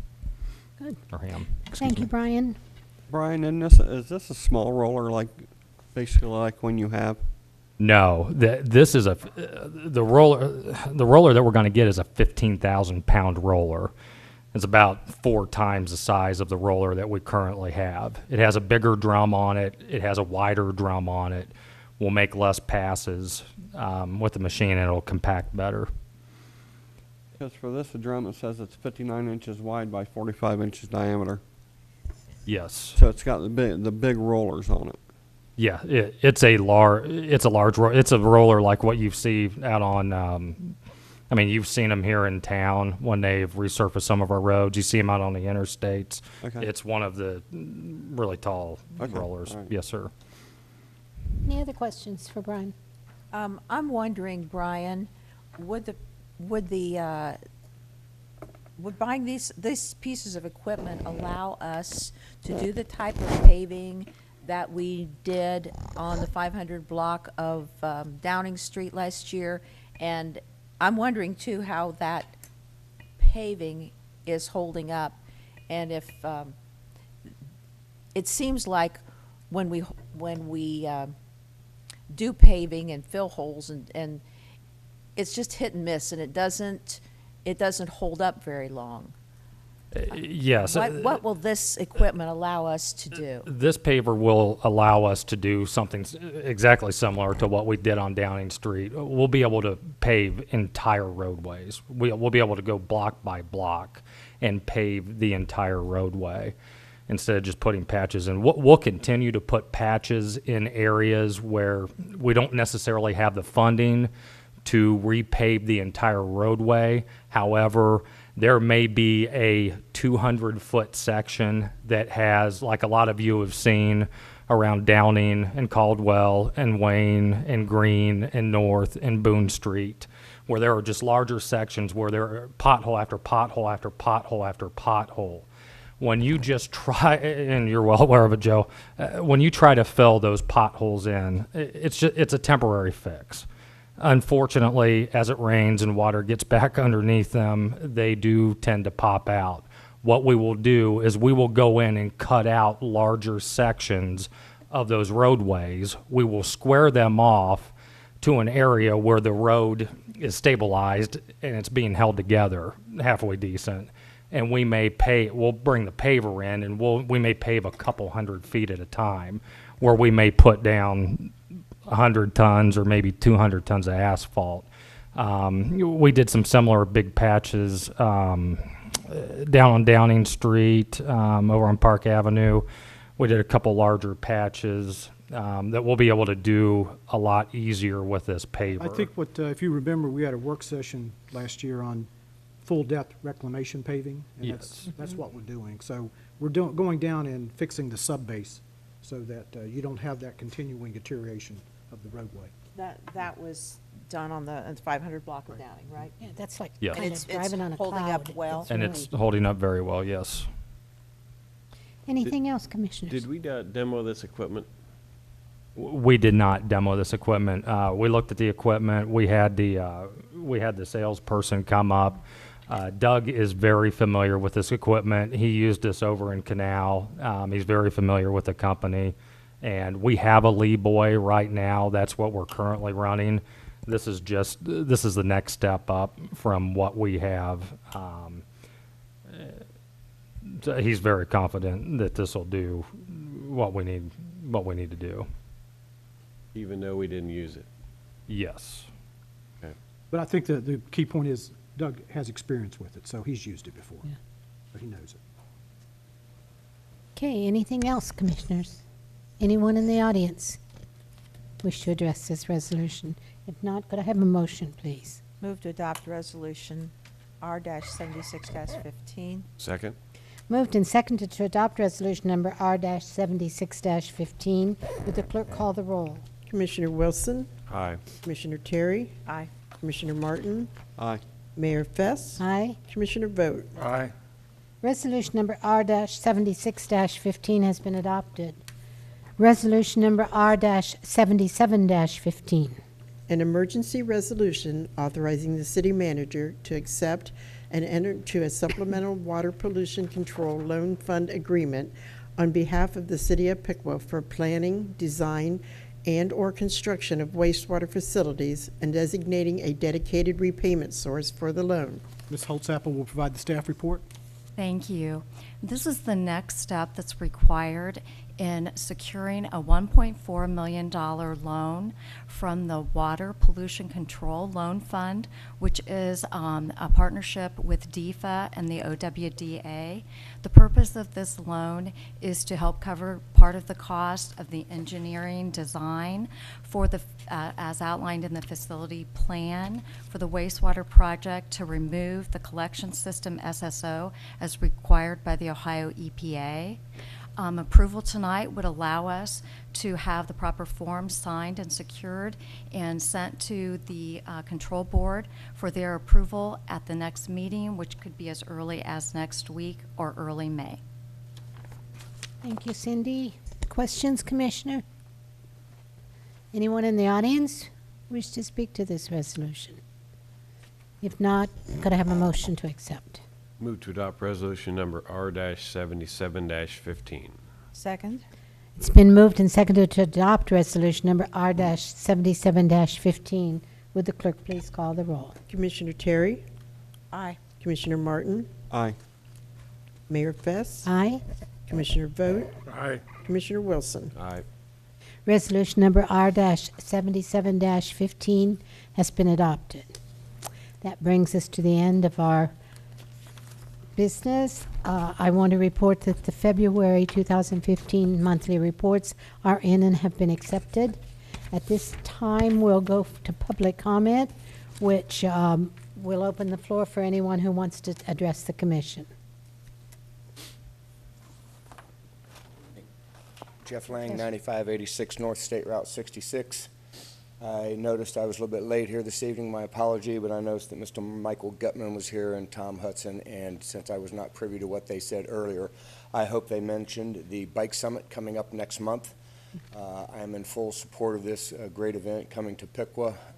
It happens every 2 years.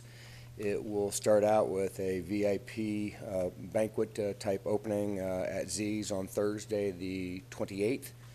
The Bike Summit itself is the 29th. You probably heard all this. And then Chris Smeezing and the city is very happy to also have host Cyclavia, which will be on Saturday the 30th.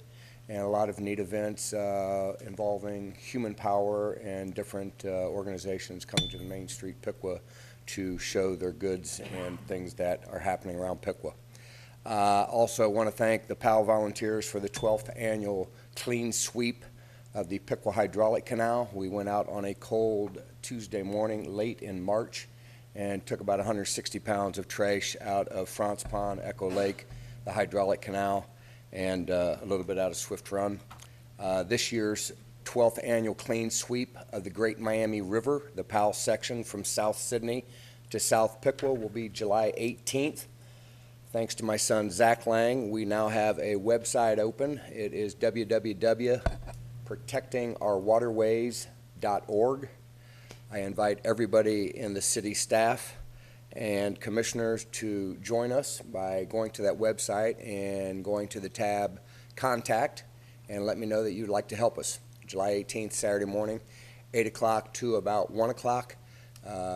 Commissioner Wilson has been with me many, many years helping us. Chris Smeezing has helped us with his sons over the last couple of years. We appreciate that. And other folks such as ex-mayor Tom Hudson has been helping us. So we would like to have you all out to see what it involves to keep the river clean. Very important that it's clean, because if it's not clean, none of the rest of this stuff is going to happen. Earlier tonight, talking about your ordinance to help this problem with some juveniles that are not behaving correctly as good citizens for the city of Piqua. You got to keep in perspective that the city of Piqua is really focusing on this bike path, really focusing on being the north-south, east-west junction of a bigger bike system. We're focusing on our river. We're focusing on our waters. With all the focus on this bike path and some 13 miles of it in the city limits of Piqua, it really is beneficial to enact something to have some enforcement for Bruce Jameson's crew to go out and do their work. I completely support that. But let's be honest that it really needs to be supportive of everything on the bike path. So we have vandalism on the bike path, we have broken bottles on the bike path. There are only 2 people left on the City of Piqua Bike Path Patrol, myself and one young lady. We're the only 2 left. There was 23 people that signed up for that originally 2 years ago. 23, we're down to 2. So the gator and everything is used by this young lady, and I go out. I prefer to go out at night. The reason for that is because I think vandalism and mischievous deeds on the bike path happen at night. So as I understand it, the gator is back at the John Deere dealership getting lights on it for at night, flashing units. So I would like to ask the commission, and specifically Mr. Huff, to consider allowing someone like myself with a phone, knowing how to use it, make the decisions on when I think something is vandalism or not on our fine bike path, to call it into the police, to assist them in giving them aid to notify when something happens. Because I don't have any problems riding that path at night on a gator. I'm very familiar with it. I've been riding it for miles. But the thing is it's quick communication to when something is going wrong to the police to be able to handle the situation, to nip this thing in the butt real quick. So thank you all very much. Also, I'd like to say Lorna Swisher was here earlier tonight. I think she's got some exciting news on something else that's going to happen on the river on August the 1st. And also the second annual Down a River, Down a Beer is going to be August 22nd. Thanks to Dr. Jim Burkhart and Chris Smeezing and the City of Piqua, a lot of great sponsors there. August 22nd sounds a lot better than late October when we had sleet and freezing rain and wind and everything, so we had to move it over to Edison. But this year we're going to be down at Loch 9. Those of you that still remember how to canoe, we're having canoe races on the river down there at Loch 9 for that event.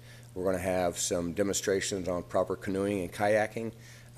Can't Stop Running will be down there with some of their flat boards, giving some demos. And we're real excited about this second event, and hopefully we'll have a great attendance out there for that day, August 22nd. Questions, comments, anybody? Comment, Jeff. Yes. Again, thank you for all the volunteer work that you do on behalf of the City of Piqua. We do appreciate it. Your leadership is great as far as so many things are concerned. All right. Thank you all very much. Very welcome. Next. Jimmy Beringer, Mound Street. Good evening, Commissioners. I, too, would like to add my support to what Jeff and a lot of others said about the upcoming cycling summit, because 2 months ago, I was able to combine my 2 great loves of life. One is bicycling, and the other is dogs, in something called urban mushing. And for those of you who may be looking at me funny, wondering what that is, you take a bike, take an attachment, put a dog on it, and they pull you. It's a neat thing, because both you and your dog can get exercise. So I'm excited to see this cycling summit coming to Piqua, and I'm looking forward to it. I'm hoping to volunteer for it. I was talking to Mayor Hudson as he left tonight, and I'm hoping to volunteer for it. Secondly, on the curfew ordinance, while I do agree that there is something needs to be done. I've run into some kids down there that are not exactly savory. But I'm wondering, and I have to correct something that Mr. Lang said, there's actually 3 of us park rangers. I am one, I'm just not out there as much as I used to be. So there's actually 3 of us left out of the original 23. With school, I haven't been able to get out as much. Could we add the gazebo area to our patrol limits as park rangers? We'll take that under advisement. I mean, that's just something that, since we already are out there, it would be nothing for me to be out on the gator and swing through that park area and make sure it's on the up and up, at least during the daytime hours.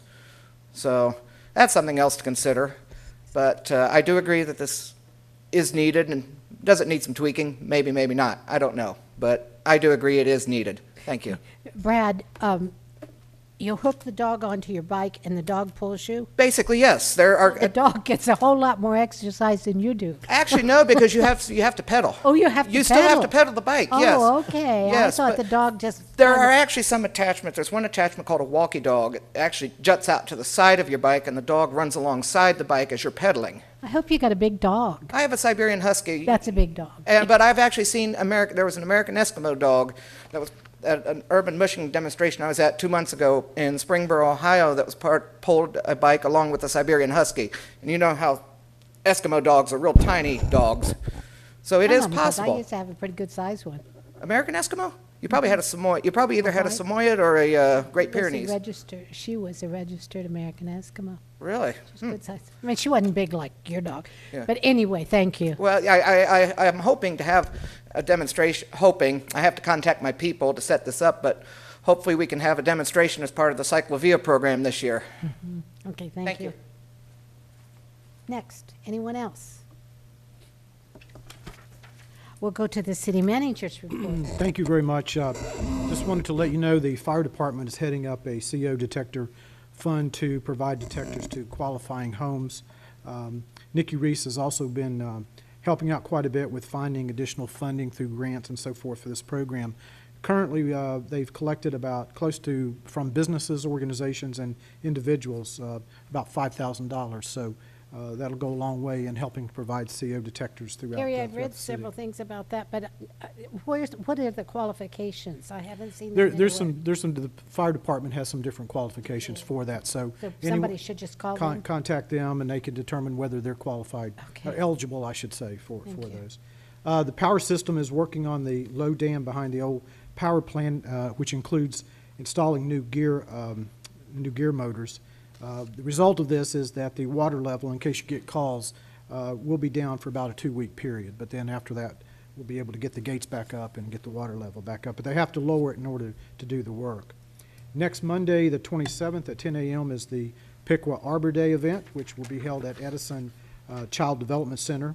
The rain date for that event is Wednesday, the 29th.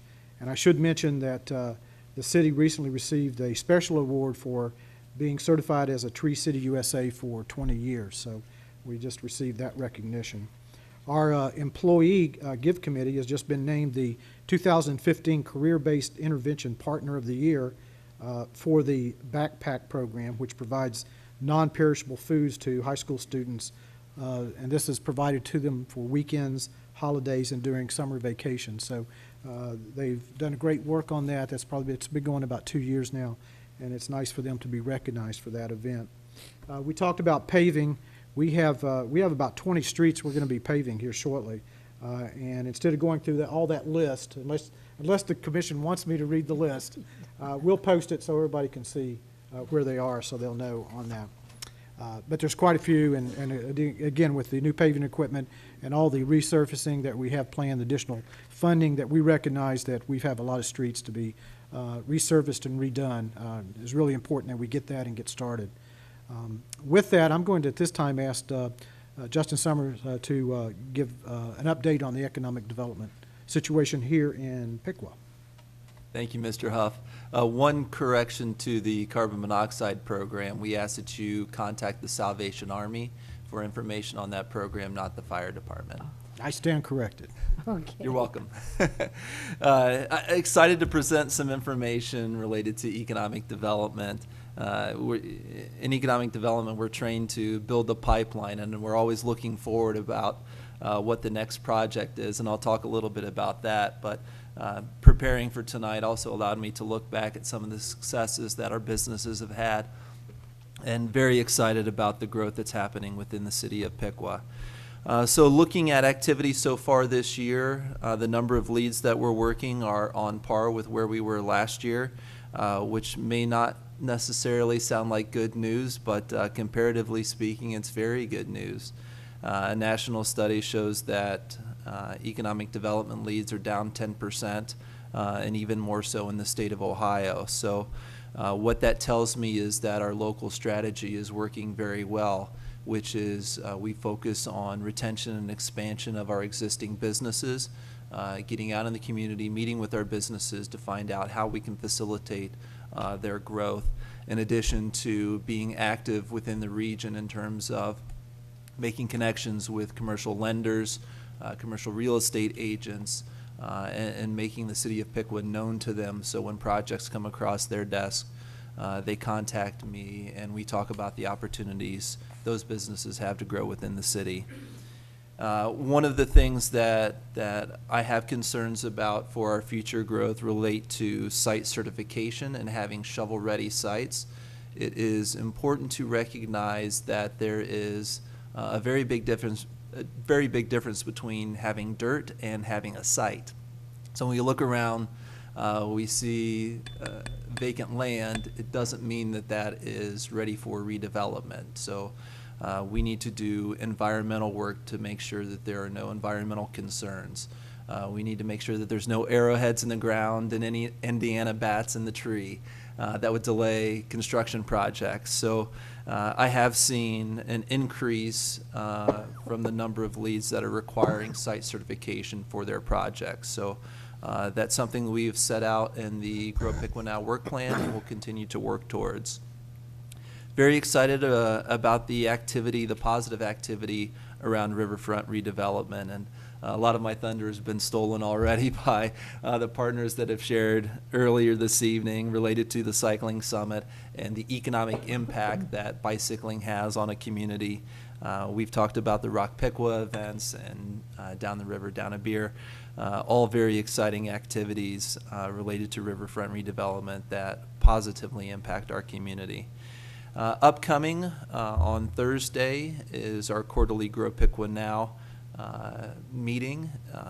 We will be announcing the first business of the quarter, which is a new initiative that the Grow Piqua Now board has determined that they would like to recognize a business who has been impactful in growth locally. So we'll be announcing that at the Grow Piqua Now meeting.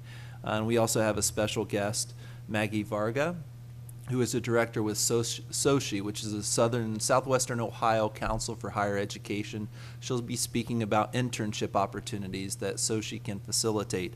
Edison Community College is a SOCI member, and they have a lot of resources available to businesses that are looking to get young talent into their business to work in productive ways over the summer. So excited to hear what she has to share. Other than that, I would like to highlight some of the successes. This is by no means an all-inclusive list, but when we look back at some of the businesses that are growing, expanding, locating into the city of Piqua, you look at Nitto Denko, which is adding an additional 20,000 square feet this year to the 20,000 square feet that they added last year. Harmony Systems has completed an expansion of their warehouse space. Of course, Dunham's opening in the final anchor space at the mall. BTI Financial here in downtown, and of course the Winans expansion that has happened downtown. They've already moved some operations to the new location. When you look out on North 25A to Mr. Baker's property, the Bobcat Training Center and No Mercy CrossFit that have occupied space there. And Tom, you've done a fantastic job in giving a facelift to that property, marking it and making it productive again. So thank you for your efforts. You look at Fox Drive, where the Sherry Industrial Park is filled to capacity. There are no available buildings there. Tumble U, which is a gymnastics facility, is recently opened there. So a lot of things happening really on all sides of town, and I look forward to more to come. Thank you. Thank you, Justin. We appreciate that. That concludes my report. Thank you. Let's start tonight with Commissioner Wilson. We talked a lot about the juveniles being downtown, and I think we need to be very clear that we're talking a small amount of the juveniles we have in town. A large majority are good kids, and we don't need to lump every kid we see as a problem kid. So just keep in mind it's a very small group that's causing these problems, but most of our kids are doing just fine. So let's not paint them all with the same brush, because it's a very small group. That's all I have. Thank you, Joe. Commissioner Terry. I've had a complaint about glass on the bike path, and the person was wondering if the street sweeper is able to go down the bike path and clean that. We've cleaned the bike path several times this year, and we'll continue to keep it clean as best we can. There is a problem with someone gets a thrill out of breaking glass on the trail. I'm sure it's to cause flat tires and other types of disobedience, but we'll continue. We have been, and we will continue to clean it. Okay, once again, misbehavior. On the May 9th is the city cleanup day. Everybody's encouraged to volunteer their time anywhere around town. And I would encourage people to just look around your own house and get your rake out and get the leaves out from under the bushes and make sure your yard's picked up, make sure that you get your grass cut. The way it's been, it'll take you a couple times a week to get the grass cut to keep up with it. But with everything coming on the trees and everything is looking green, the city looks more beautiful in the springtime when you've got some color and some softness to the ground. So I encourage everybody to do the cleanup just around your own house and imagine how just every little bit would help the look of the city overall. This weekend is Cakes for the Cause. It's happening out at the mall, and lots of cakes as always, and the opportunity to buy a cake and support the work of the Piqua Foundation. I also have to congratulate Stacy Wall and Justin Summer, who were the city dancers, Dancing with the Stars. They both did a fantastic job, and I really enjoyed myself watching them. And Justin even won a trophy to put next to his chili trophy. So he's going to have to build a bigger trophy case, I guess. I think that's all. Oh, we also got a reminder in the utility bill today. Taste of the Arts, Friday, May 15th. Put it down on your calendar. Always a lot of fun. Something to support for sure. That's all I have. Thank you, Judy. John, Commissioner Martin? Nothing tonight. Nothing. Commissioner Vogt? I believe I had the same email that Judy had about the broken glass. I did too. The gentleman wants us to run the sweeper once a week. And I don't see anything wrong with that. Well, we probably are. We Yeah, just- okay. But that's all I have. Okay, thank you. Just a couple things, just to piggyback on what Judy said about the Dancing with the Piqua Stars.